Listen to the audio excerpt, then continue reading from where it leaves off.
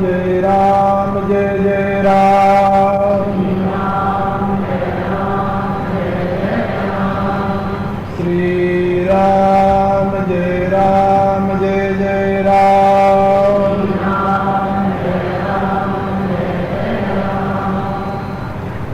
बराबर रूप में उपस्थित मेरी प्रिय आत्माओं, करुणा निधान भगवान श्री राम की करुणा आप सभी के लिए सदैव कल्याण का सृजन करती रहे, यह मेरी आंतरिक शुभकामना।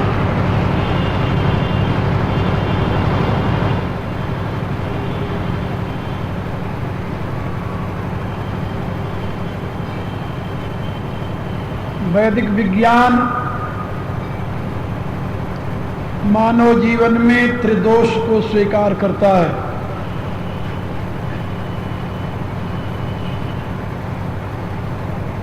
त्रिविध आवरण और त्रिदोष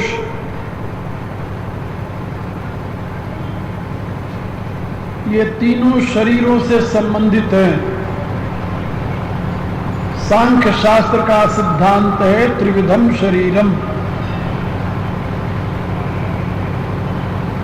शरीर के तीन भेद हैं, स्थूल, सूक्ष्म और कारण। स्थूल शरीर आप देख रहे हो यही है। सूक्ष्म शरीर वह है जिससे आप स्वप्न में सारी क्रियाकलाप करते हैं, और कारण शरीर वह है जिस अवस्था में आप घोर निद्रा में रहते हैं। ये त्रिविधम शरीरम, ये शरीर तीन प्रकार के हैं। और इसी प्रकार से त्रिगुणम, सतोगुण, रजोगुण, तमोगुण, ये तीन गुण हैं।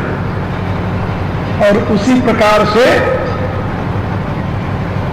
आत्मा को आच्छादित करने वाले तीन प्रकार के दोष हैं, जिनको मल, विक्षेप और आवरण कहा जाता है।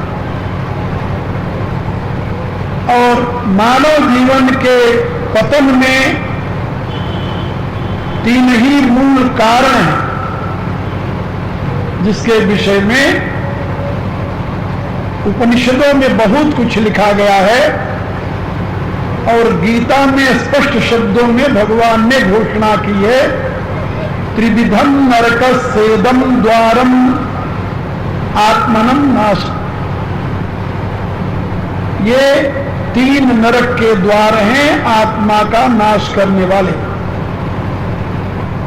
कौन कौन से? कामः, क्रोधः तथा लोभः, तस्मात् एतत् त्रयम् त्यजे। काम, क्रोध और लोभ। इसलिए जो अपने आत्मा का उत्थान चाहते हैं, उनको इन तीनों का त्याग कर देना चाहिए।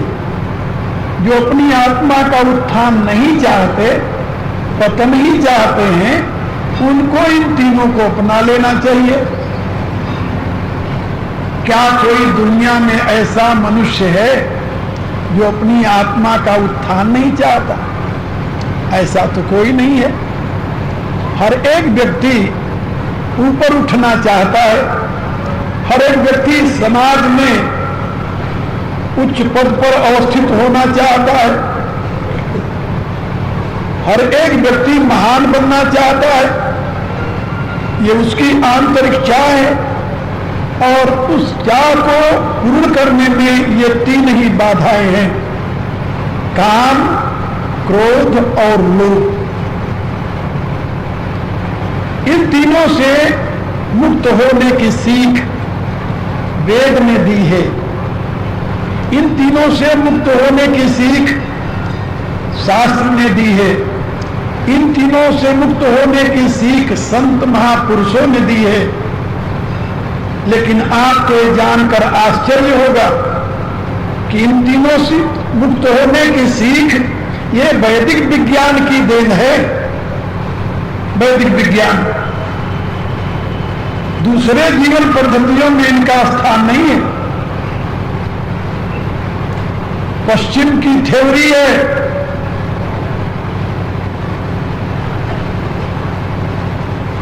क्या थ्योरी है? कहा कि अपने जीवन में अधिक कामनाओं को जन्म दो, जिससे तुम अधिक से अधिक भोगमय पदार्थों की खोज कर सको। Necessity is the mother of invention. जब तुम्हारे जीवन में अधिक आवश्यकताएं होगी तो उनकी पूर्ति के लिए तुम प्रयत्न करोगे, और जब प्रयत्न करोगे तो तुम्हें उसकी प्राप्ति होगी, तुम समृद्धशाली बनोगे। तो necessity is the mother of invention. Due to that you should try to create necessity in your own heart, in your own life. Then you will be great man, because your greatness is residing in to wealth. अब ये जो दृष्टिकोण है पश्चिम का, ये आसुरी दृष्टिकोण है। इसी रूप से काम के अन्य रूप के संबंध में sex is a biological demand and one can fulfil in any way. There is other ideology. तो लोभ की वृद्धि के लिए, काम की स्वच्छंदता के लिए उनकी दृष्टि ये है। और जब लोभ और काम ये दोनों आपके जीवन में प्रबल हो जाएंगे तो क्रोध जिसे कहते हैं, ईर्ष्या जिसे कहते हैं, द्वेष जिसे कहते हैं, इससे आप मुक्त हो पाएंगे। ये तो कल्पना ही व्यर्थ की है। जहां पर आसुरी विचारधारा में काम और लोभ तथा क्रोध, ये तीनों मानव के लिए उपयोगी स्वीकार किए गए हैं। क्रोध से शत्रु का नाश करो, कामनाओं की वृद्धि करो, भोग करो। लोभ की वृद्धि से तुम्हें अधिक से अधिक संपत्ति प्राप्त करने की सामर्थ्य आएगी। वहीं पर आर्य विचारधारा में, वैदिक विचारधारा में इन तीनों के निरोध से मनुष्य में सुख शांति की प्रतिष्ठा की सीख दी गई है। आजकल जो लोग, विचारवान लोग, विवेकी लोग इस चिंता में है कि भारत में धीरे धीरे पश्चिमी विचारधारा अपना प्रभाव बढ़ाती जा रही है, तो क्यों चिंता में है और किस रूप में पश्चिमी विचारधारा प्रभाव बढ़ाती जा रही है? केवल उनके खान पान में, केवल उनके आहार विहार में नहीं, केवल उनके पोशाक में नहीं, उनके विचारों में। और जिनको हम दोष समझते हैं उनको अब वो दोष नहीं समझ रहे। आप जरा सोचिए, हमारे यहां एक नीति शास्त्र का वाक्य है, नारी का भूषण लज्जा है, लज्जा भूषण नारी ना। नारी का सबसे बड़ा भूषण क्या है? लज्जा। और आज पश्चिम की संस्कृति क्या कहती है? यहां पर सुंदरता का कंपटीशन होता है। कभी आपने सुना है भारतीय संस्कारों में कि नारियों के सौंदर्य का कंपटीशन हो, और कंपटीशन में किस प्रकार से उनके अंगों का प्रदर्शन होता है? क्या कभी टेलीविजन पर आप लोगों ने देखा है? और देखा होगा, जरूर देखा होगा। तो जहां पर लज्जा नारी का भूषण समझा जाता रहा है, वहां पर अब नग्नता नारी का सौंदर्य समझा जाने लगा है। यह है पश्चिमी विचारधारा का प्रभाव। नग्नता को, अर्धनग्नता को नारी के सौंदर्य का प्रतीक समझा जाने लगा है। इसी प्रकार से अन्य दोषों को भी देखिए। ग्रीडीनेस, कामनाओं की वृद्धि, लोभ की वृद्धि, इसको हमारे यहां मनुष्य के पतन में हेतु माना गया है और वहां पर विकास का मूल माना गया है। और आजकल उसी दिशा में लोग जा रहे हैं। यदि आवश्यकता की वृद्धि नहीं करोगे तो आविष्कार कैसे होगा? इसलिए आवश्यकता ही आविष्कार की जननी है, तो आप अपनी आवश्यकताओं को बढ़ाए जाइए। भारतीय दर्शन कहता है कि आवश्यकताओं को कम करो तो तुम शांति और सुख का पात्र बन जाओगे। पश्चिमी विचारधारा कहती आवश्यकताओं को बढ़ाओ तो तुम्हारे पास अधिक से अधिक धन आएगा। यानी मूल में ही परिवर्तन है, मूल में ही अंतर है। अब एक प्रश्न जो कल मैंने उठाया था कि आसुरी संपत्ति का वैभव लंका में चारों तरफ व्याप्त, और लंका ऐसे देश में, ये लंका नहीं समझना जो श्रीलंका है, ये वो लंका नहीं है। उस लंका का अस्तित्व तो समुद्र तक जहां पर रामेश्वर का पुल बना था, जहां रामेश्वर की प्रतिष्ठा हुई है, वहां से आगे 100 योजन दूर पर एक पहाड़ था, त्रिकुट था, जिस पर लंका बसी थी। ये लंका जो है तो वहां से करीब 30-35 मील की दूरी पर है। 100 योजन होता है 800 मील।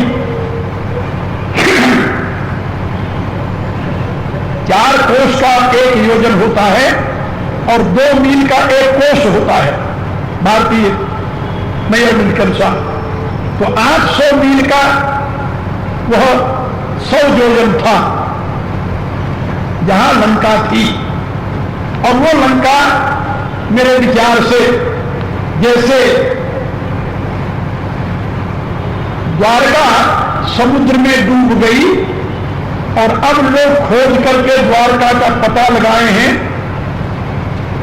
और भारतीय अनुसंधानकर्ताओं ने घोषणा की है कि 4000-5000 वर्ष की पुरानी द्वारका का अवशेष समुद्र में है। गोताखोरों ने अंदर जाकर के वहां से उसके कुछ अवशेष ले आए, जो कि गुजरात के जामनगर के म्यूजियम में रखा हुआ है इकट्ठा करके। और उन्होंने ये बताया कि वहां पर जहां समुद्र में डूबी हुई द्वारका है, वहां बड़े विशाल विशाल मंदिर जिनकी ऊंचाई 200-200 फुट है, वो उस समुद्र में ताबे पड़े हुए हैं। और भी बहुत सी चीजें वहां पर है। इसी प्रकार से जैसे द्वारका डूब गई समुद्र में, हो सकता है कि कुछ शताब्दियों पूर्व ऐसा कोई तूफान आया हो समुद्र में जिसमें लंका का त्रिकूट भी डूब गया हो। अभी तक किसी ने उसका पता नहीं किया। लेकिन एक बात मैं आपको बताऊं कि जहां पर रामेश्वर का पुल था, वो पुल जहां पर था वहां का अवशेष कुछ वर्ष पहले देखने को मिला है, जो कि अखबारों में बड़े विस्तार के साथ दिया गया था। आप लोगों में किसी ने पढ़ा हो, और जिसको पढ़ने की रुचि हो मेरे पास कटिंग रखी हुई देख लो। वो जो भगवान राम के द्वारा ब्रिज बनाया गया था, उसका कुछ अवशेष आज भी समुद्र में उपलब्ध है। तो वहां से 800 मील दूर लंका थी, और लंका एक त्रिकूट पर्वत पर बसी हुई थी, जहां के रावण का साम्राज्य था। चारों तरफ समुद्र से घिरी हुई होने के नाते रावण उसे बहुत सुरक्षित समझता था। उसकी कल्पना में भी नहीं था कि कोई व्यक्ति 100 योजन दांत करके लंका में आ सकता है। लेकिन जब रावण को यह पता चला कि राम समुद्र के किनारे आ गए हैं, तो उसको एक घबराहट हुई कि ऐसा न हो कि किसी उपाय से, जिस उपाय से हनुमान आ गए थे, कहीं उसी उपाय से राम भी न यहां आ जाए। इससे वो भयभीत हो गया, और भयभीत होकर के अपने मंत्रियों से सलाह लेने लगा। उसी समय विभीषण भी आए, तो विभीषण से भी सलाह ली। लेकिन आसुरी विचारों के आधिपत्य में उसी का छोटा भाई विभीषण ये वैदिक विचारधारा को कैसे अभिव्यक्त करने लगा, ये आश्चर्य की बात है। विभीषण ने सबसे पहले रावण के समक्ष अपने विचारों को प्रस्तुत करते हुए इन 3 दोषों की तरफ ही संकेत किया है। सबसे पहले वो कहता है कि जो आपना चाहे कल्याण, सुजस सुमति सुभगति सुख नाना, सो पर नारी लीलारग साई, तजई चौथ के चंद किनाई। ये काम का निरोध एक पत्नी व्रत को हमारे यहां ब्रह्मचर्य की संज्ञा में लिया है। जहां पर गृहस्थियों के लिए ब्रह्मचर्य की बात कही गई है, वहां एक पत्नी में निष्ठा उसको ब्रह्मचर्य के रूप में ही स्वीकार किया गया है। और भी कई उसमें युक्तियां बताई गई हैं। जो गृहस्थ में रहता हुआ ब्रह्मचर्य का पालन करना चाहता है, उसके लिए ब्रह्मचर्य का अभिप्राय वहां पर संयमित जीवन से है और एक पत्नी व्रत से है। लेकिन कामना के प्रवाह में जब मनुष्य बहने लगता है तो उसका संयम समाप्त हो जाता है और कामातुराम न भय न लज्जा, उसके जीवन में भय और लज्जा के लिए स्थान नहीं रहता। इसलिए वह परनार लीलार का चिंतन करना प्रारंभ कर देता है। तो काम को संयमित करने के लिए पहला उपदेश है विभीषण का। आजकल जो इतना अनाचार अत्याचार, दूसरे शब्दों में व्यभिचार की वृद्धि होती जा रही है, उसको संयमित करने का यदि कोई सही तरीका है तो वही है जो भारतीय दर्शन ने बताया।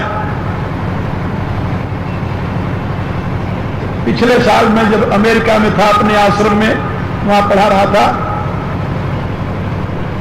तो एक सज्जन ने लाकर हमें एक कठिन दी कि अमेरिका सरकार ने एड्स के कंट्रोल के लिए कितने हजार मिलियन डॉलर यानी प्रावधान में रखा कि ये एड्स के निवारण के लिए। वो केंट यूनिवर्सिटी के प्रोफेसर थे, मेरे से कहने लगे तो स्वामी जी आपके विचार में इसका कोई निराकरण है? मैंने उनसे कहा कि देखिए, आप अपने यहां के वैज्ञानिकों की राय तो जानते हैं। उनका यह कथन है कि एड्स ऐसा रोग जो है वह असंयमित जीवन से आता है, फैलता है। किसी भी देश में फैल सकता है, कोई अमेरिका ही नहीं है। लेकिन यहां पर आपके यहां असंयमित जीवन के लिए गवर्नमेंट प्रेरणा प्रदान करती है। आपके यहां ऐसा कानून बना हुआ है कि असंयमित जीवन जीने के लिए गवर्नमेंट प्रोत्साहित करती है जनता को। वो कैसे करती है? मैंने उनसे कहा, आपको मालूम है ना, यदि एक कुंवारी कन्या किसी लड़के से संबंध करके संतान पैदा करती है तो गवर्नमेंट उसका पूरा खर्च देती है, पूरा खर्च, और वो अवैध नहीं माना जाता। लेकिन वही कन्या यदि दोबारा उसी लड़के से संतान पैदा कर दे तो गवर्नमेंट बंद कर देती है। लेकिन वही कन्या यदि एक दूसरे पुरुष से एक और संतान पैदा कर दे, फिर उसको पूरा गवर्नमेंट यानी संरक्षण देगी, पूरी मदद देगी। इस प्रकार से यदि एक लड़की 10 लड़कों से अलग अलग 10 संतानें पैदा करे तो गवर्नमेंट पूरी मदद करती रहेगी। लेकिन एक ही लड़के से, एक ही पुरुष से यदि 2 संतान पैदा कर दे तो उसके लिए व्यवस्था नहीं है, उसको सुविधा नहीं देगी। अब लड़कियां 10 लड़कों से 10 संतान उत्पन्न करने की चाह रखेंगी, जिससे गवर्नमेंट उन्हें पूरी सपोर्ट दे फ्री में, या वो एक पति व्रता बनकर के उसके साथ जीवन बिताने का संकल्प लेगी, जिससे गवर्नमेंट की दी सुविधा चल जाए। वो कहता हम लोग तो कभी इस पर सोचे ही नहीं। हम कहा सोचोगे कहां से? संस्कार में ही नहीं है, ये संस्कार में ही नहीं है। और व्यभिचार ही इस महारोग का मूल कारण है, ये आप लोग रोज पढ़ते हो। यदि भारतीय सिद्धांत को जीवन में प्रतिष्ठित कर दिया जाए, एक पति व्रत एक पत्नी व्रत का नियम यथार्थ रूप से समाज में प्रतिष्ठित हो जाए, तो क्या इस प्रकार के असंयमित जीवन के द्वारा उत्पन्न होने वाले महान रोग जो असाध्य रोग कहे जाते हैं, उनके लिए कहीं स्थान होगा? नहीं होगा। इसलिए यदि इसी प्रकार से व्यक्ति लोभ का संवरण कर ले और अपनी शक्ति और योग्यता के प्रयोग से मिलने वाले परिणाम में स्वयं को संतुष्ट रखे। लोभ का अभिप्राय क्या होता है और लोभ के निवारण का अभिप्राय क्या होता है कि मनुष्य को धन नहीं चाहिए, ऐसा तो नहीं है। मनुष्य को काम करके कमाना नहीं चाहिए, ऐसा भी नहीं है। क्या लोभ किसे कहते हैं जानते हो?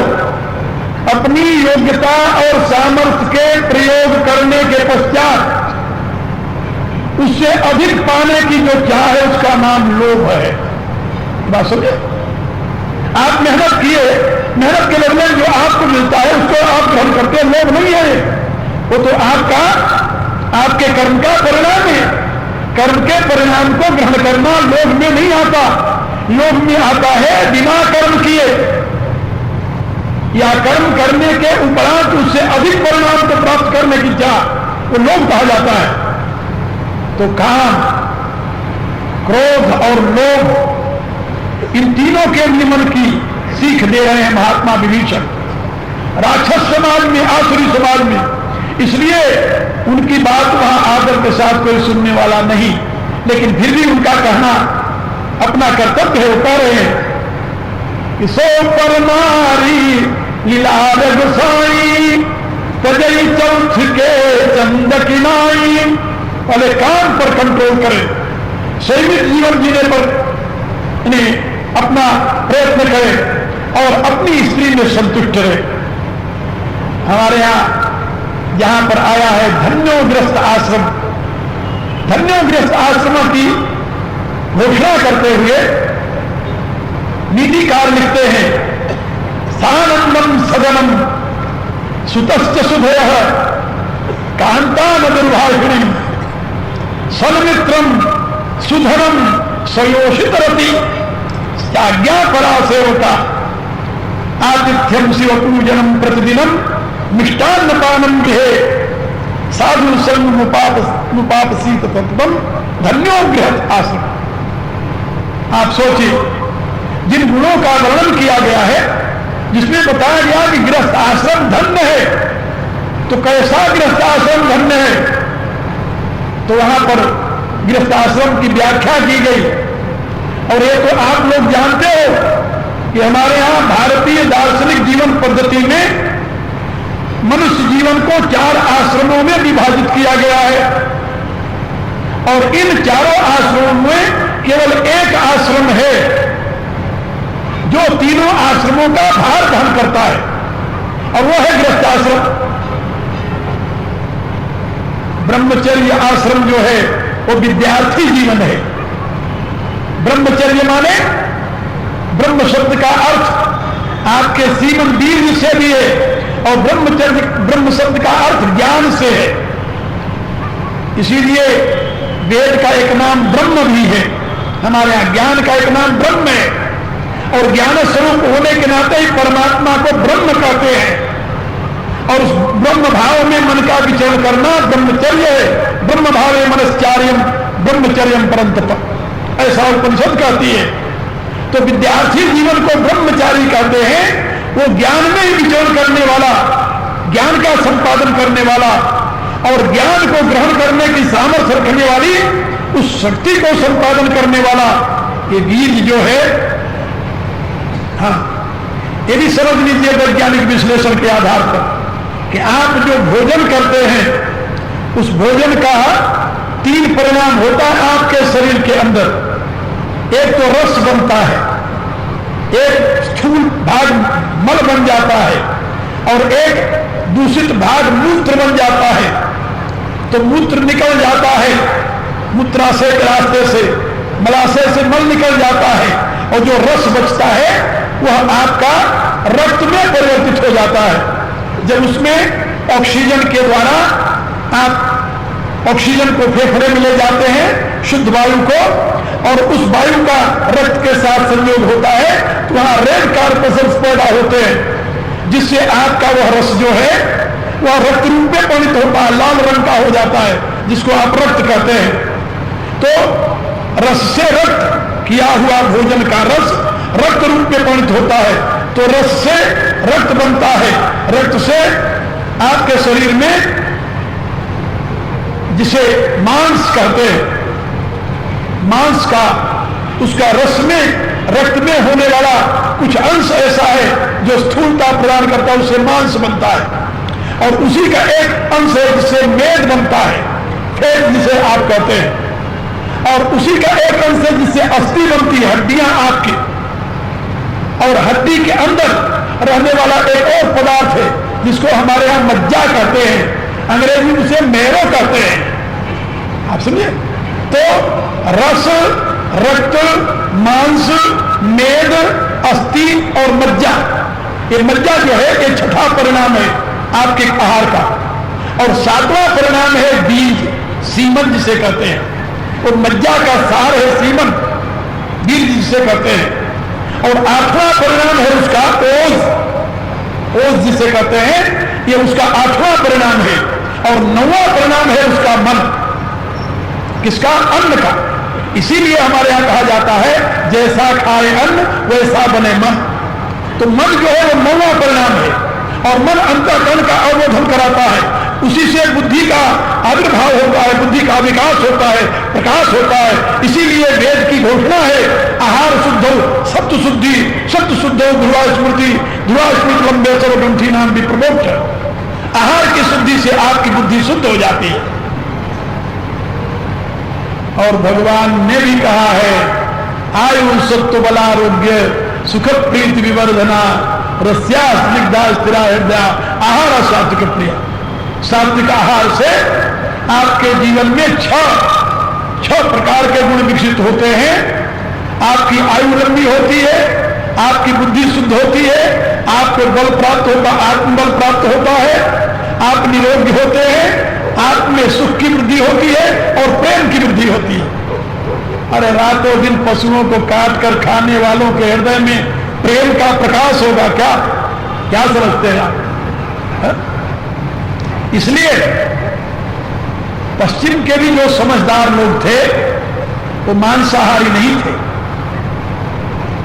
बर्नार्ड शाह नाम के एक दार्शनिक हुए हैं विक्टोरिया के जमाने में इंग्लैंड में, वो शुद्ध शाकाहारी थे। जब उनसे लोगों ने प्रश्न किया कि शाह आप मांस क्यों नहीं खाते, तो उन्होंने उत्तर दिया कि मेरा पेट है, कब्रिस्तान नहीं जहां मैं सड़ा हुआ मुर्दा दफनाऊं। तो मांस जो खाते हैं वो क्या है? मुर्दा ही तो दफनाते अंदर। मुर्दा वो मनुष्य नहीं मुर्दा है, पशु मुर्दा है। मेरे कहने का अभिप्राय कि ब्रह्मचर्य अवस्था में जो ओज है जिससे बुद्धि बनती है, जिससे अंतःकरण बनता है, उस ओज का आधार जो वीर्य है, जो शक्ति का आधार है, जो तेज का आधार है, जो साहस का आधार है, जो विवेक का आधार है, उसका रक्षण होता है। वो ब्रह्मचर्य अवस्था है, पहली अवस्था। और उस अवस्था में वह व्यक्ति अपने में योग्यता और सामर्थ्य का सृजन कर रहा है। वह अवस्था अय्यास की अवस्था नहीं है, भोग विलास की अवस्था नहीं है, ऐश करने की अवस्था नहीं है। वह संयम की अवस्था है जिसमें शक्ति और योग्यता का व्यक्ति संपादन करता है। वो ब्रह्मचर्य अवस्था है। फिर उसके बाद ही उसके लिए गृहस्थ की व्यवस्था की गई है। गृहस्थाश्रम में प्रवेश करो, क्योंकि शक्ति और योग्यता का संचय किया है, अब उसके प्रयोग की पूरी सुविधा मिलनी चाहिए तुम्हें। तो सुविधा मिलनी चाहिए। संतानोत्पत्ति के रूप में तुम अपनी शक्ति का प्रयोग कर सकते हो और उत्तम से उत्तम अनुसंधान करके प्रकृति के वैभव को प्राप्त करने के लिए अपनी योग्यता और सामर्थ्य का प्रयोग कर सकते हो। छूट है इसके लिए, लेकिन वहां भी संयमित जीवन जीने की सीख है। तो संयमित जीवन कैसा हो? जब तुम गृहस्थ आश्रम में जाओ तो उसके लिए शास्त्र कहता है कि गृहस्थ आश्रम ही धन्य है। क्योंकि आगे वानप्रस्थ और संन्यास दो आश्रम जो है उनका भी भार वहन करने वाला है गृहस्थ है। उन दोनों आश्रमों का भार कौन वहन करता है? गृहस्थ वहन करता है। और गृहस्थ के ऊपर एक बड़ी जिम्मेदारी आ जाती है। क्या जिम्मेदारी आती है?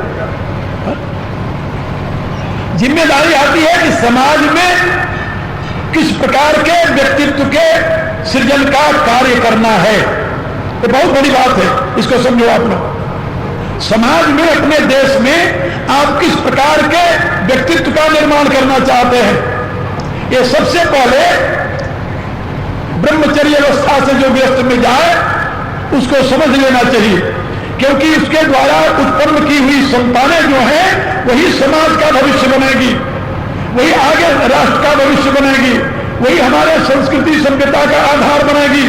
तो किस प्रकार के संतान की उत्पत्ति के लिए तुम प्रयत्न कर रहे हो? यदि तुम्हारा संयमित जीवन है, एक पति निष्ठा नारी है, एक पत्नी निष्ठा पुरुष है, तो दिव्य आत्माओं को जन्म देगी वो। और क्या आप समझते हैं कि स्वैरी पुरुष और स्वैरी स्त्रियां महात्माओं को जन्म देती हैं? क्या रहा है आप लोग? दिव्य आत्माएं आएगी उनके माध्यम से? असंभव नहीं। उत्तम पुत्र को प्राप्त करने के लिए तप करना पड़ता है, उत्तम संतानों को प्राप्त करने के लिए तप करना पड़ता है। हम जिस देश में रहते हैं वहां की माताओं के लिए आदर्श है सीता, सावित्री, अनुसुईया, मंदावसा, अरुंधति आदि। और ये सारी पुत्रियां किसके यहां पैदा हुई हैं? जिसने तप किया है। सावित्री ने जन्म लिया अपने पिता के तप के परिणाम स्वरूप। सीता जन्म लेती है जिसका बाप विदेह होता है, सामान्य नहीं होता। इसी रूप से पुत्रों को जन्म देने वाले माता पिता भी कोई सामान्य नहीं है।